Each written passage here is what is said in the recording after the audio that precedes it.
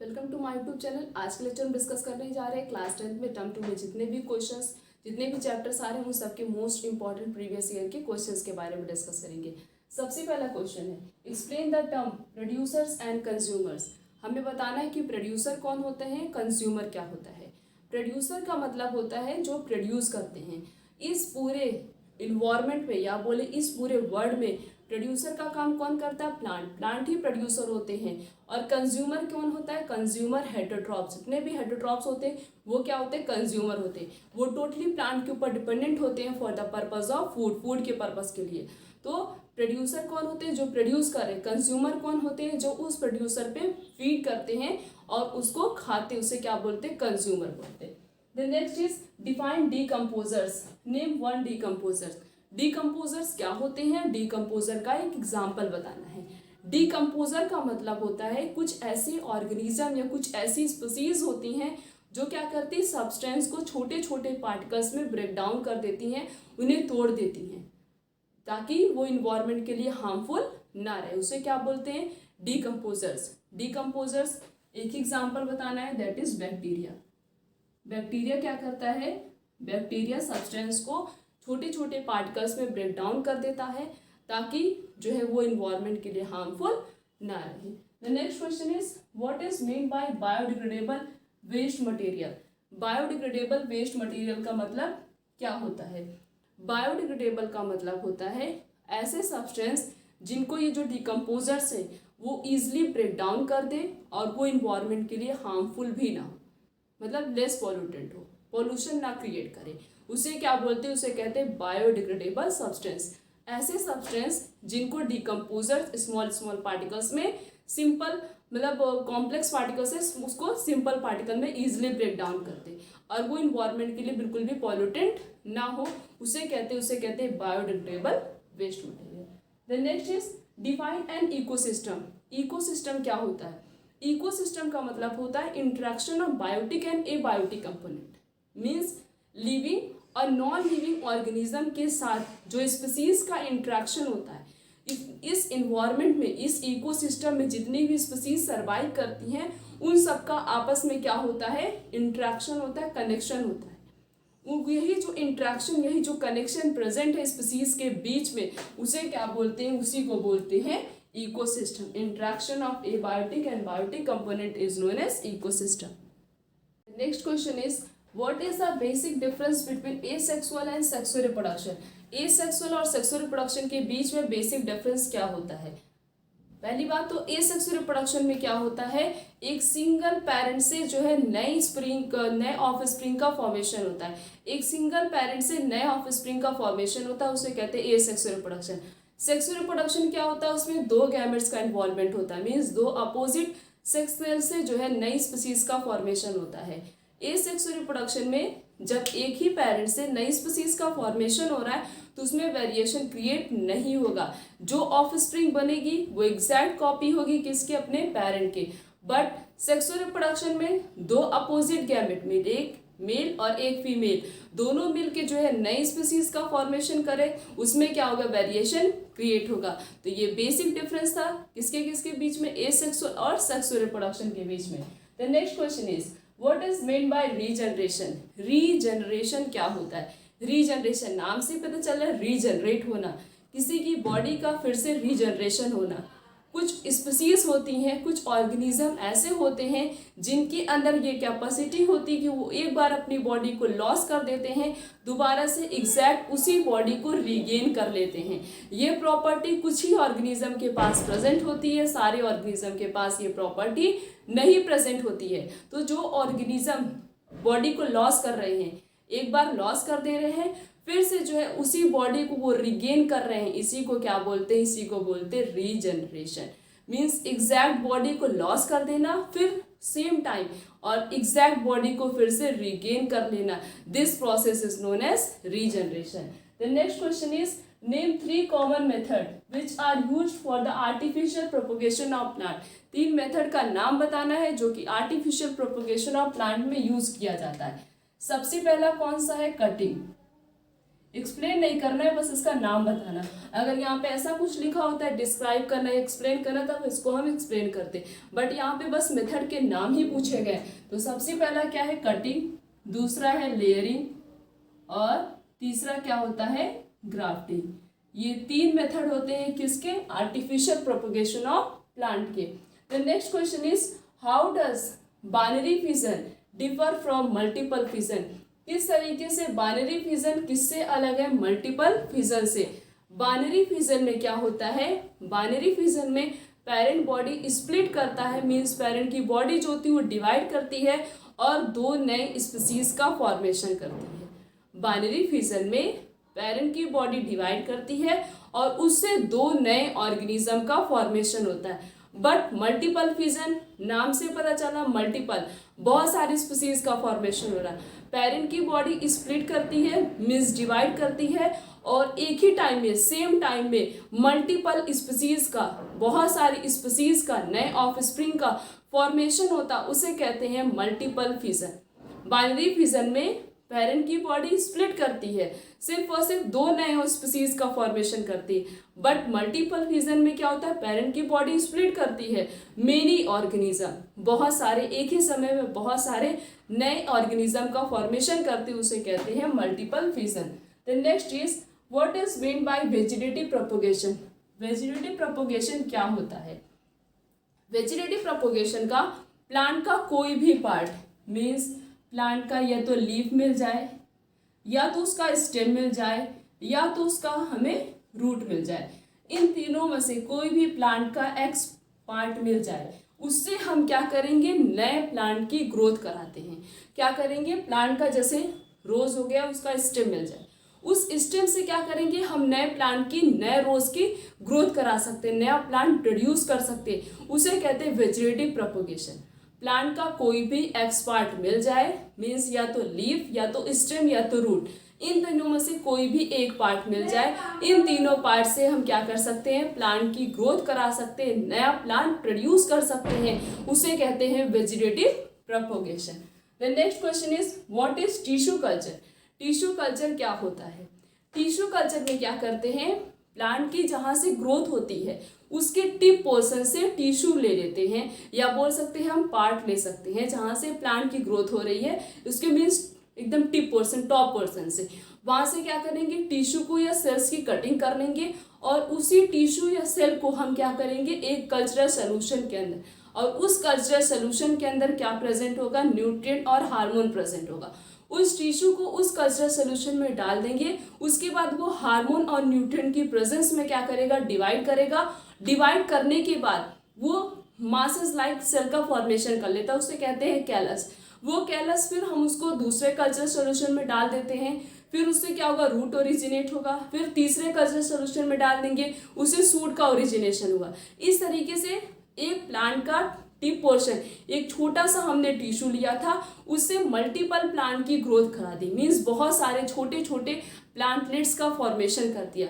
फिर वो जो छोटे छोटे प्लांट्स बने हैं उसको हम क्या करेंगे, या तो किसी पॉट में या तो सॉइल में डाल देंगे, फिर वो क्या होगा, उसी से नया प्लांट बनेगा। उसी बहुत सारे जो प्लांटलेट्स बने थे उससे बहुत सारे नए प्लांट प्रोड्यूस हो गए, तो एक ही बार में बहुत सारे प्लांट की हम ग्रोथ करा सकते।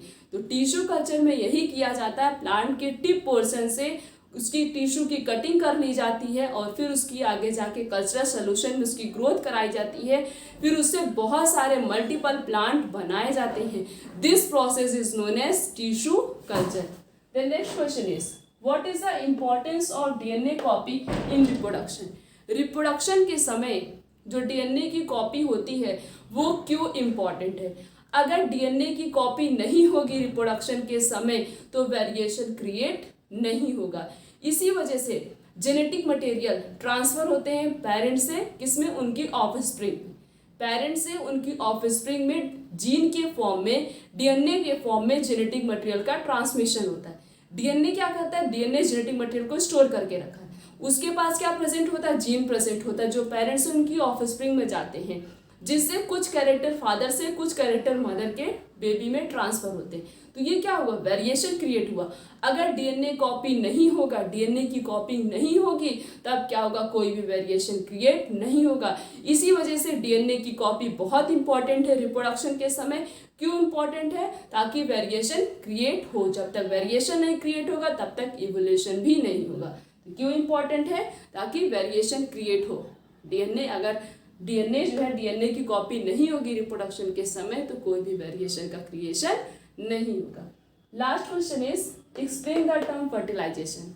फर्टिलाइजेशन क्या होता है? फर्टिलाइजेशन का मतलब होता है जब मेल और फीमेल गैमेट दोनों एक दूसरे से फ्यूज करते हैं, फ्यूज करने के बाद जाइगोट का फॉर्मेशन करते हैं। This process is known as fertilisation. Means fusion of male and female gamete is known as fertilisation. The next question is what is heredity? What are the unit of heredity? Heredity क्या होता है और heredity की unit क्या होती है? Heredity का मतलब होता है transmission of character from parent to their offspring. Character का ट्रांसफर होना पेरेंट से उनकी ऑफस्प्रिंग में, उनकी बेबी में, उसे क्या बोलते हैं, उसे कहते हैं हेरिडिटी। अब हेरिडिटी की यूनिट क्या होती है? हेरिडिटी की यूनिट है जीन। और वो कैरेक्टर किसके फॉर्म में ट्रांसफर होता है? जीन के फॉर्म में। जीन ही ट्रांसफर होता है पेरेंट से उनकी ऑफस्प्रिंग में, जो क्या करता है, कैरेक्टर को रिसीव करता है। तो हेरिडिटी की यूनिट क्या होती है? जीन। और हेरिडिटी क्या होता है? कैरेक्टर का ट्रांसमिशन हो रहा है parent to their offspring is known as heredity. The next question is why did Mendel choose the pea plant for conducting his experiment on inheritance? Mendel ने पी प्लांट को ही क्यों सेलेक्ट किया था अपना एक्सपेरिमेंट परफॉर्म करने के लिए? और भी बहुत सारे प्लांट होते हैं, उसको क्यों नहीं सेलेक्ट किया था? इसके पीछे क्या रीज़न है? इसके पीछे रीज़न ये है कि मेंडल, पहली बात तो मेंडल गार्डनिंग करते थे, उनको नेचर से बहुत ही ज़्यादा लगाव था। उनके गार्डन में सबसे ज़्यादा पी प्लांट भी था। एक दिन वो ऐसे बैठे तो उन्होंने देखा पी प्लांट की बहुत सारी वैरायटी उनके गार्डन में थी। उन्होंने सोचा कि पी प्लांट की इतनी सारी वैरायटी क्यों होती है, इतनी सारी वैरायटी अगर है भी पी प्लांट की, क्यों ना इसके ऊपर हम एक्सपेरिमेंट करें। एक बार पी प्लांट की क्या करें, टॉल प्लांट डॉर प्लांट की क्रॉसिंग कराते हैं। फिर उसके जो कलर का कॉम्बिनेशन है, कुछ ग्रीन कलर के थे, कुछ येलो कलर के थे, क्यों ना उनकी आपस में हम क्रॉसिंग कराते, तब देखते कि किस तरीके का प्लांट प्रोड्यूस होता है। तो उन्होंने थोड़ा सा इंटरेस्ट लिया और उसके ऊपर एक्सपेरिमेंट किया। उन्होंने पी प्लांट को इसलिए सेलेक्ट किया था क्योंकि पी प्लांट की बहुत सारी वैरायटी प्रेजेंट होती है। जैसे अगर उसके स्टेम की हाइट की बात करें तो कुछ कैसे होते हैं, टॉल, कुछ कैसा होता है, डॉर्फ, और उसके अगर कलर की बात करें तो येलो कलर का और ग्रीन कलर का होता है। अगर उसके शेप की बात करें तो रिंकल्ड एंड राउंड। तो ये सब क्या हो गया, ये सब कुछ कैरेक्टर हो गए। ये सब वेरिएशन, इतना वेरिएशन और किसी प्लांट में नहीं देखने को मिलता है जितना ज़्यादा वेरिएशन जो है पी प्लांट में होता है। पी प्लांट के पास इतना सारा वेरिएशन प्रेजेंट होता है, इसी वजह से मेंडल ने पी प्लांट को सिलेक्ट किया था अपना एक्सपेरिमेंट परफॉर्म करने के लिए। The next is what is gene? Gene क्या है?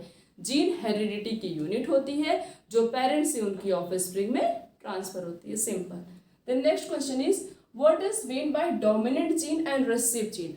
अब ये डोमिनेंट जीन और रिसीव जीन क्या होता है? डोमिनेंट जीन का मतलब होता है जो अपने कैरेक्टर को एक्सप्रेस करे, उसे क्या बोलते हैं, उसे कहते हैं डोमिनेंट जीन। रिसीव जीन का कैरेक्टर तो एक्सप्रेस होगा, बट किस कंडीशन में होगा? जब आइडेंटिकल जीन प्रेजेंट होगी तभी रिसीव कैरेक्टर का जो है कैरेक्टर एक्सप्रेस होगा, नहीं तो उसका जो है कैरेक्टर एक्सप्रेस नहीं होता है। तो डोमिनेंट जीन क्या होती हैं? ऐसी जीन जो अपने कैरेक्टर को हमेशा एक्सप्रेस करती हैं। रिसीव जीन के कैरेक्टर एक्सप्रेस नहीं होते हैं। वो कब एक्सप्रेस होते हैं? In the presence of identical gene, जब जीन आइडेंटिकल होंगी। जैसे पहले तो ये जो डोमिनेंट जीन होता है इसको कैपिटल लेटर से डिनोट करते हैं। किससे करते हैं? कैपिटल से। रिसीव को किससे करते हैं? स्मॉल से करते। तो अगर स्मॉल टी लिखा है तो ये दोनों जीन क्या है? स्मॉल ही है। और ये क्या है? आइडेंटिकल है, तो ये क्या हो गया? रिसीव जीन हो गया।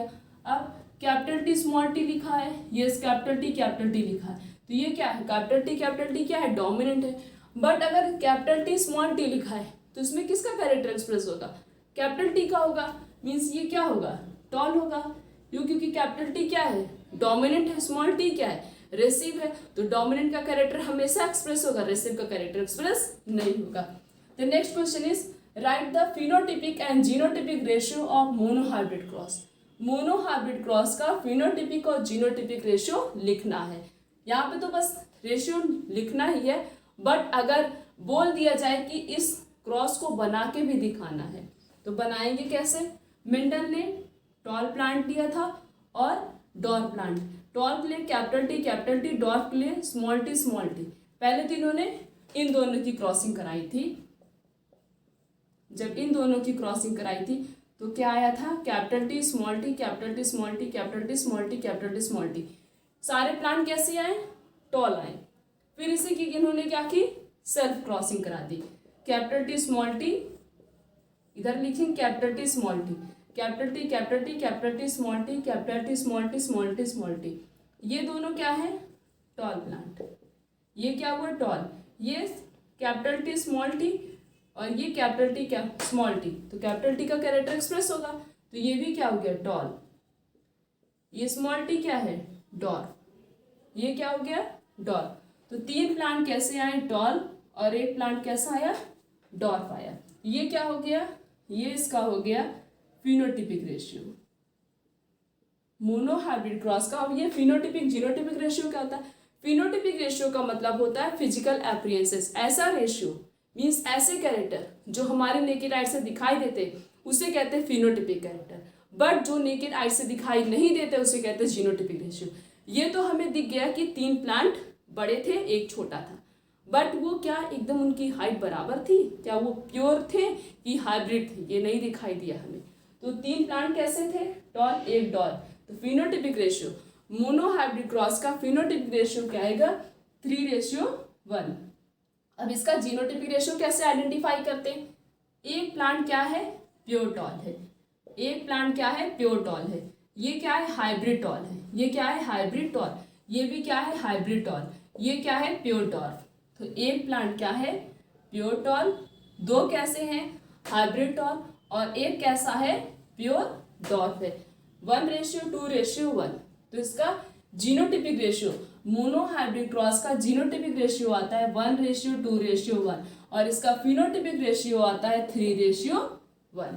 The next question is what are the 4 blood group in human being.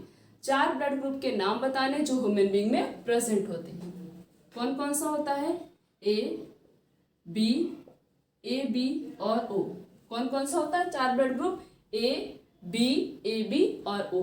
ये 4 ब्लड ग्रुप किस में प्रेजेंट होते हैं, ह्यूमन बीइंग में प्रेजेंट होते हैं। हमने इस पूरे लेक्चर में जितने भी चैप्टर्स आ रहे हैं क्लास 10th में टर्म 2 में, उन सब के बारे में डिस्कस किया। आने वाले लेक्चर में इस तरीके से और भी बहुत सारे क्वेश्चंस के बारे में डिस्कस करेंगे। आज का लेक्चर यहीं तक, थैंक यू।